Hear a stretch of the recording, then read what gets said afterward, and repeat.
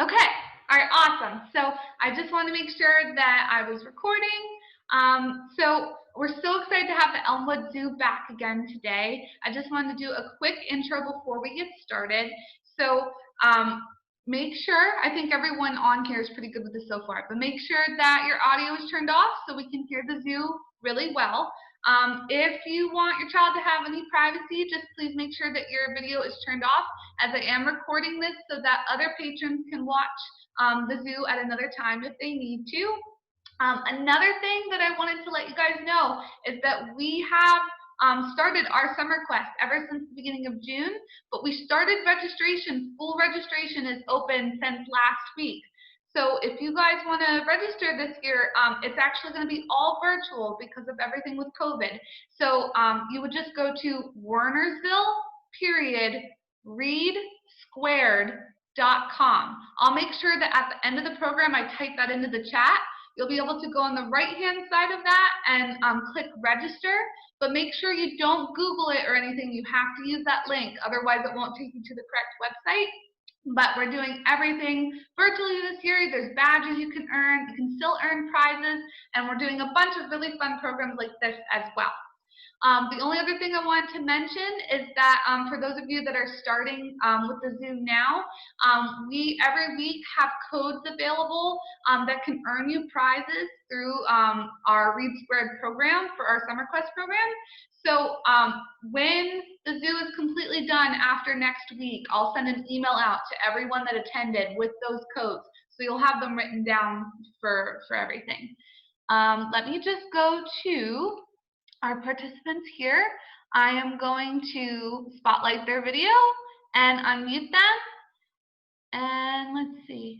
It should, aha, there we go. Oh, wait, we can't hear you. Maybe it clicked it again. Better? Yes? Can you guys hear me now? No? I can't hear you now. Oh, yeah. Yep, we can hear you. Okay. Sorry. No worries. No worries. It's always an adventure. Are we all good to get started? I believe so. Let me just get a thumbs up from everyone if you can hear. Oh, perfect. Yep, we're perfect to get started. All right. I am going to, since I decided to put this on the wrong way, take this off so you guys have a, there we go, a wider view. All right, guys. So my name is Miss Elisa. I am one of the education managers here at Elmwood Park Zoo. And educator Rebecca is going to introduce you guys to a really, really cool friend, a cool feathery friend. And she's going to tell you all about her. And her name is Stella.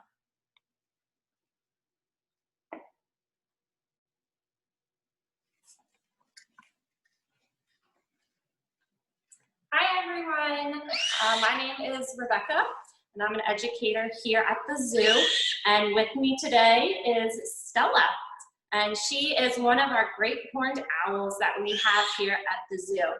And she's a pretty special great horned owl too, which we will certainly get into later in the program. I will tell you a little bit about Stella, and then we'll talk a little bit about great horned owls. If you tuned in the other week when we met our snowy owl, you'll notice a lot of things are similar. There's a few differences between the species, but a lot of the same stuff you're going to hear is the same across owl species. So to start, Stella came to us here at the zoo about 10 years ago. She was a rescue. Unfortunately, she kind of has a sad story. In that she was a healthy baby owl, and she was unfortunately taken out of the wild from the time she was just a baby in the nest by somebody who wanted to have an owl as a pet and do some training things with them, thought they'd be a cool hunting bird. But unfortunately, what this person was doing was not only illegal, they didn't have any permits or training to do this. It was also a very bad idea. Owls do not make good pets. They are not friendly animals.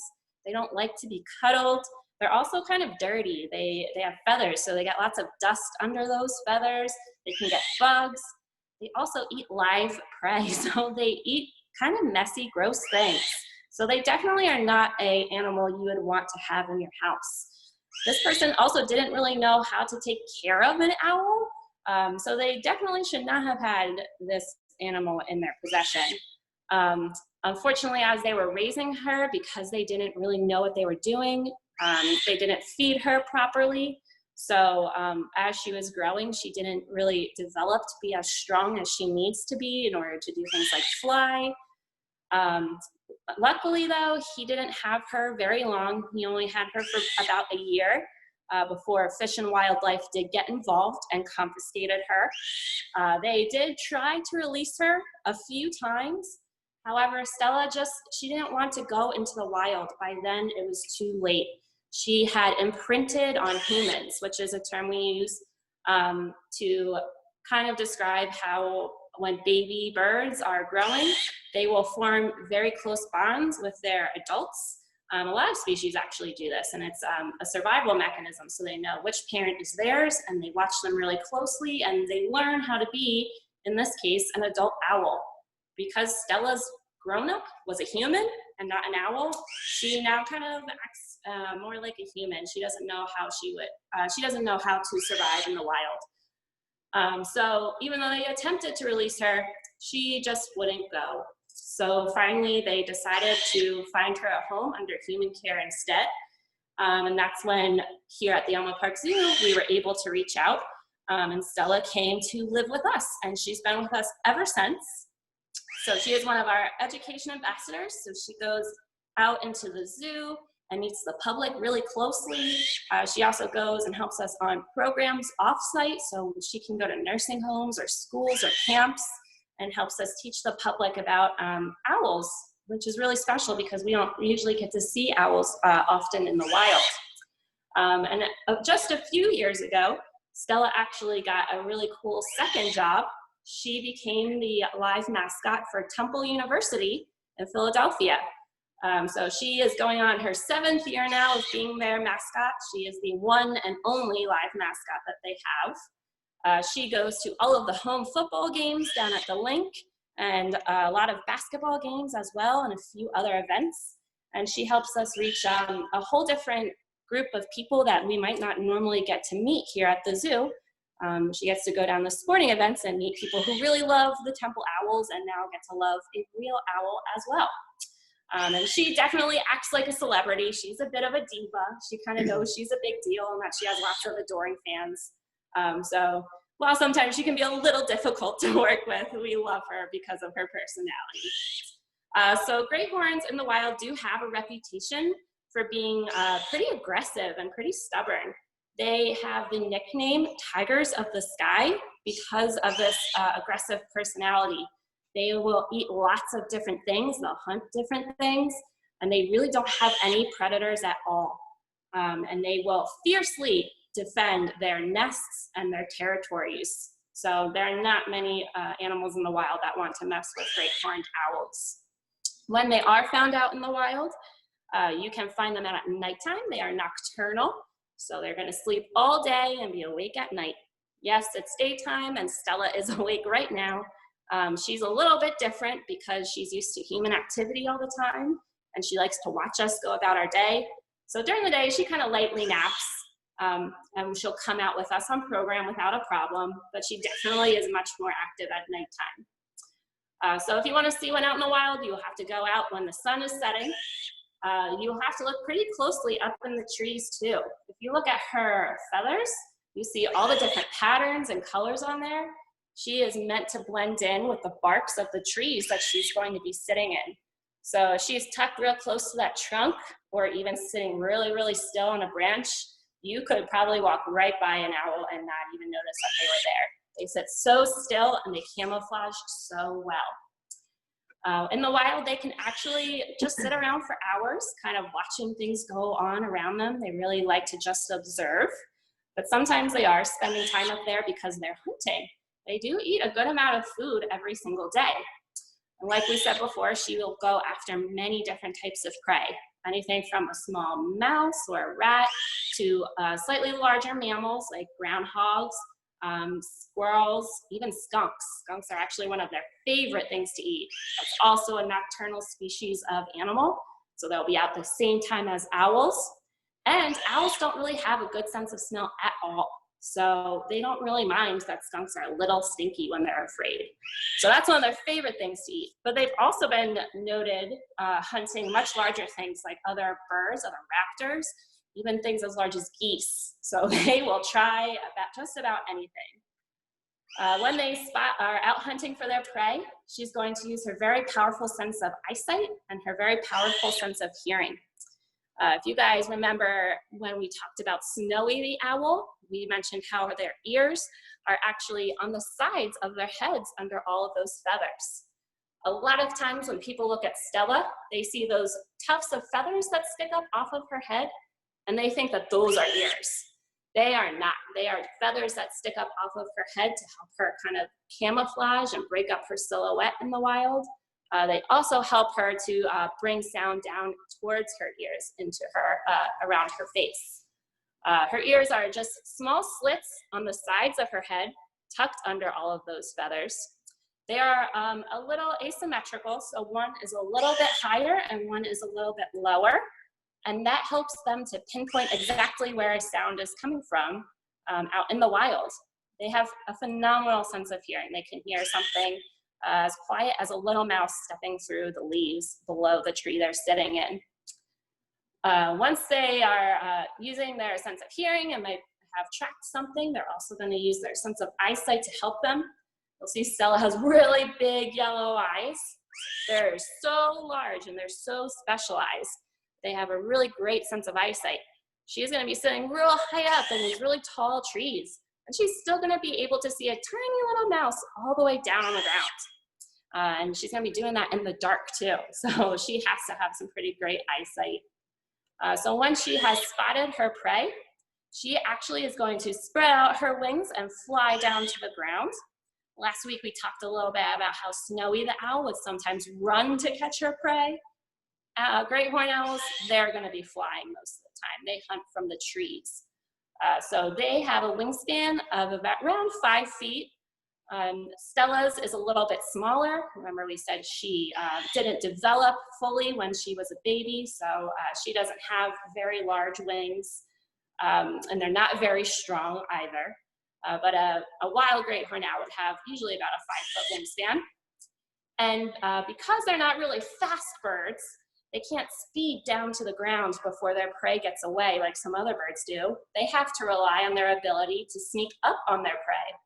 So owls have very, very soft feathers, and those soft feathers allow them to be completely silent when they fly. So one could probably fly right over your head and you might not even know it. So when they're flying down to the ground, that prey is not going to even hear them coming. They're going to go in feet first. If you look down at her feet, you'll see how large they are, and note those really big, sharp talons on her feet as well. They're a phenomenal hunting weapon. This is definitely the most dangerous part of this bird. She has about 10 times more gripping strength in each foot. That's about 300 to 500 pounds per inch. So if you and I were to make a fist and squeeze our hand really, really tight, she would still be able to squeeze her feet 10 times harder than you. So once she has prey in her feet, that prey is not going to get away from her. You put on those very long, sharp talons on top of that, and it's a pretty deadly weapon. Those talons break skin very, very easily.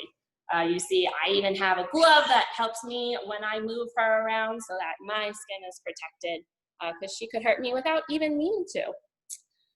Once she has her prey in her hands, or in her feet, she's going to fly back up into the trees where she feels safe.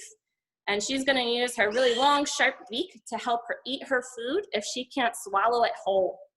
So they do actually have pretty wide mouths. It's kind of hard to tell with Stella because she has a lot of feathers that cover up the sides of her mouth. But she could probably swallow something the size of a mouse. She could swallow that whole, no problem at all. If it's a little bit too large for her to swallow, she's going to use the edge of her beak to help her rip meat right off the bone. It comes down into a very, very sharp point. And then the sides of her beak are also pretty sharp. She doesn't have teeth like us, but they're sharp. They act more like scissors. So if you imagine how scissors cut through paper, the sides of her beak is meant to cut right through whatever prey item that she is eating. So here at the zoo, Stella eats only once a day. She gets a certain amount of food, all based on the season. So in the winter, when it's cold, and we want her to be a little bit on the heavier side, she's gonna get a little bit extra food to keep her warm and going throughout the day. During the summer, when she's metabolizing food or digesting food a lot faster, it's a lot warmer outside, she doesn't get quite as much.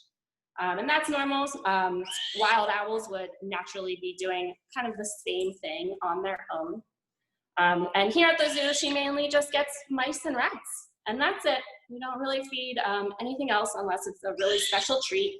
But Stella definitely loves her mice and rats best. Sometimes she doesn't even eat the nice treats that we give her. All right, so I think we have a little time to start some questions if you guys have them. I love to answer your questions as best I can. So I think last time we did the chat. Am I right? Yep. Yep, All right, you're yeah. right. That sounds great to me. So, so yeah, if everyone can just go into the chat box, you can write down some questions that we have about this beautiful bird. She's just incredible. So. Yep, she's one of my favorites here. Oh. Let me see. So I'll just wait here to see what kind of questions we get. We have a little bit of a smaller group today. Oh, that's okay. Yeah, so it might be, we might be able to get like a couple more questions from a wider span of people too. So. Okay, great. And even if I've already said something, feel free to ask me to elaborate a little more on something I've said. I don't mind. Sure. I could talk about Stella for a long time. Well, let's see, like about her eyes. I remember you mentioning with Snowy that she had to turn her head because she couldn't move her eyes in her sockets. Is it the same way for Stella? It is the same way, yes.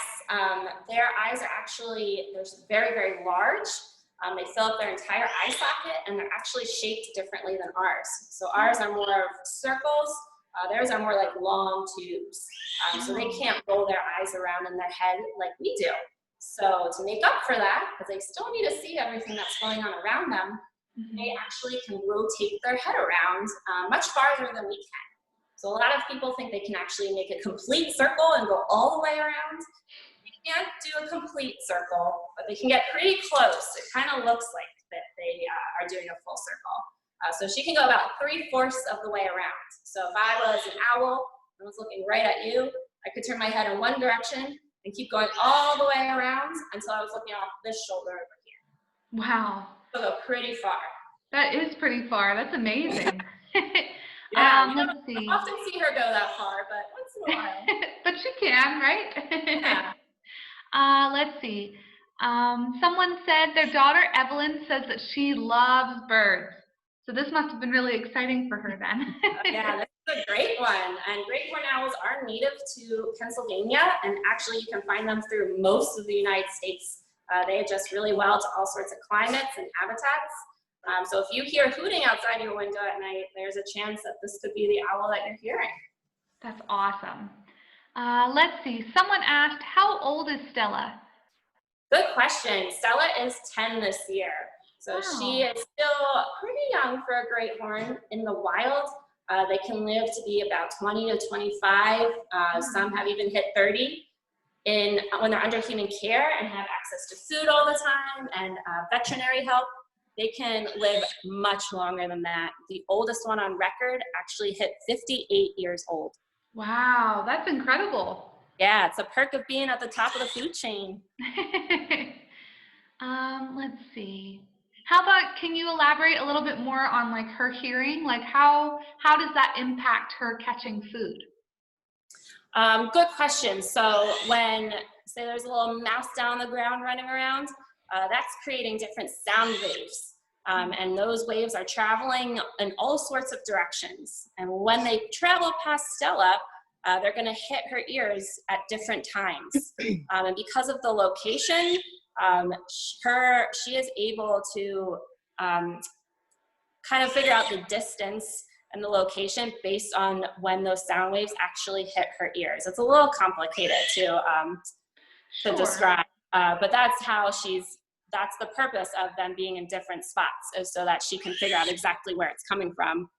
Because it's not easy looking for small things at great distances and in the dark. So she has to rely on everything that she can to find that food. Aw, that's amazing. And there's species of owl that even like the shape of their face and the placement of their feathers around their face kind of create discs called facial discs. And that shape helps to kind of push noise towards their ears to make it even easier for them to locate food. Yeah. That's such a cool fact. Yeah, they're pretty cool animals when it comes to their hunting skills. Yeah. I love her expressions too. Like, Oh, yeah. I don't know, Yes. like you can tell she obviously with her eyes it's making the most expressions, but.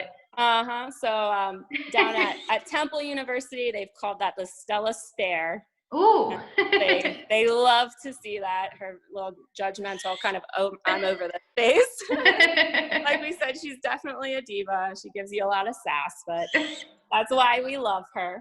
Oh, Even that's awesome. making little chirping noises. I don't know if you guys can hear them on your end. Snowy was pretty vocal last week. Stella's a little bit more quiet.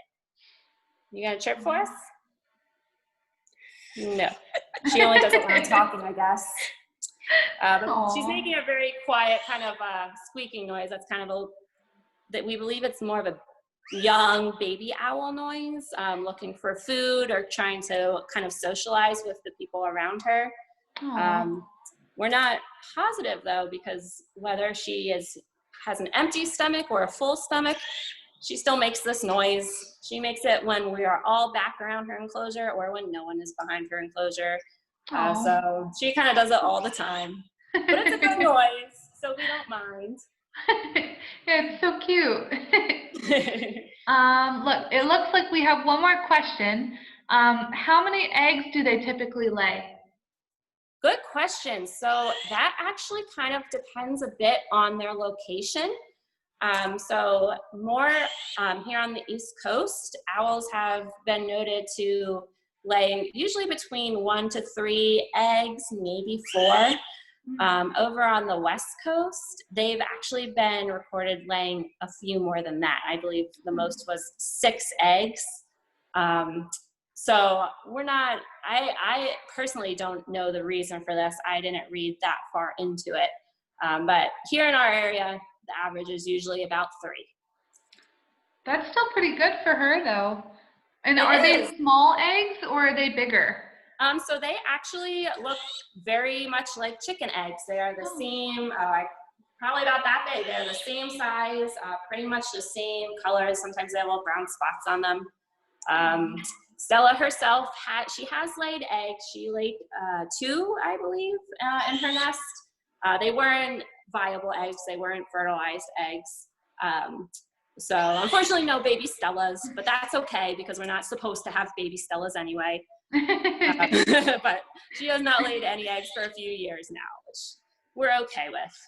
Sure. As long as she's happy, we're happy, right? Exactly, yeah. She used to share an enclosure with a male owl who is a rescue. He unfortunately was hit by a vehicle and suffered really significant brain damage. So we think maybe that triggered her to lay eggs, and luckily they weren't fertilized. And shortly after that, she kind of decided she wanted to live on her own and started picking on him a little too much. And the poor guy just didn't know how to defend himself. He's not really all there, so he couldn't help himself. So we had to move him out. And she has been very happy ever since. She's enjoying her life. Right. She wanted to be an independent woman. Oh, well, thank you so much for this. I think that was probably our last question. All right. But I know we've truly enjoyed meeting Stella, and it's so cool that she goes up to Temple a lot too. Yeah, it's a really fun place for us to go and reach a whole different audience, and they really love her, let me tell you. Oh, that's amazing. Well, thank you so much for your time today. We really appreciated it. Thank you for having us. We love talking to you guys. Thanks so much, guys. Sure.